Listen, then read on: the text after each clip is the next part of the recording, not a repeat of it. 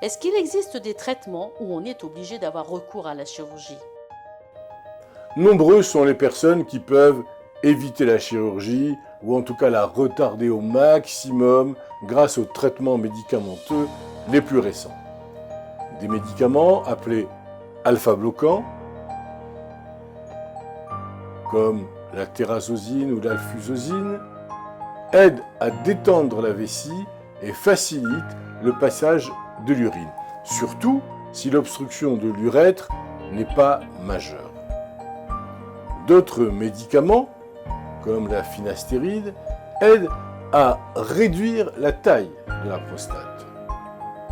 Ces médicaments permettent à de nombreuses personnes atteintes de l'hypertrophie bénigne de la prostate d'éviter la chirurgie. Toutefois, l'intervention chirurgicale demeure le seul moyen d'éliminer définitivement le problème.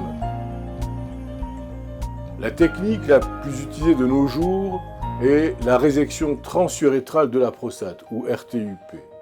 On y a recours pour, dans la plupart des cas, à l'exception de ceux où la glande prostatique est particulièrement volumineuse.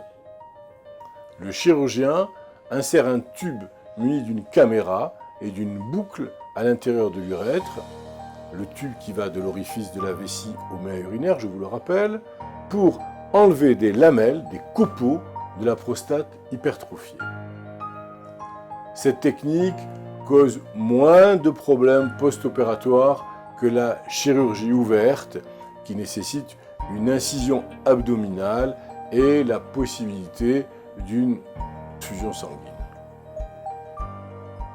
D'autres techniques, comme l'incision transurétérale de la prostate ou ITUP, voire la prostectomie au laser et l'ablation par radiofréquence, visent à réduire le volume de la prostate, souvent avec moins d'effets secondaires que la résection transurétrale.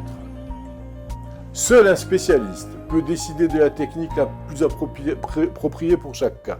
Aussi, avec votre médecin traitant, qui vous aura pris en charge dès le début, il faudra ensuite faire le parcours normal et aller voir un spécialiste qui, lui, en accord avec votre médecin traitant, vous proposera la meilleure technique.